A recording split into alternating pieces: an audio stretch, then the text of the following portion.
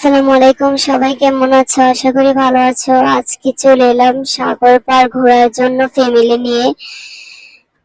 আমি এসে তো পুরো পাগল, অনেক সুন্দর সুন্দর পাথর। আজকে কয়েকটা পাথর বাসায় নিয়ে যাব।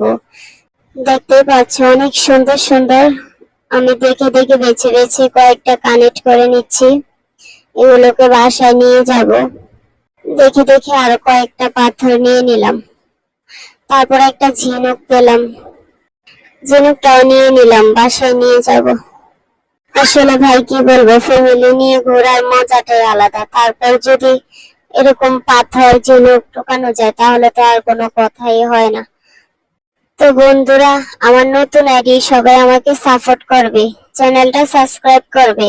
এবং তোমরা কি এমন ভিডিও দেখতে চাও তাহলে কমেন্টে জানাবে আমাকে।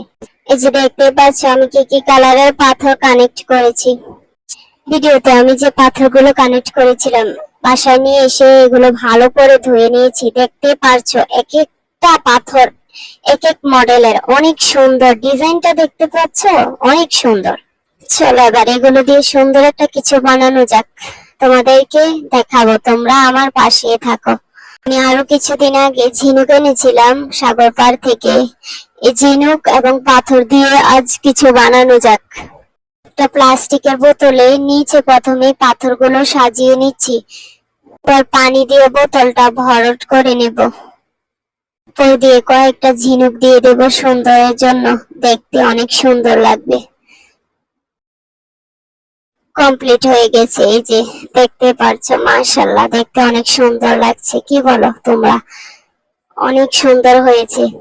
যা দেখ, আমি ক্যামেরাটা ভালো করে ঘুরিয়ে দেখাচ্ছি তোমাদেরকে, দেখতে পাবে যে অনেক সুন্দর হয়েছে। ঝিনুকগুলো যেন মনে হচ্ছে সাগরের মধ্যে ঝিনুকগুলো ডুবে আছে, পাথরগুলো ডুবে আছে।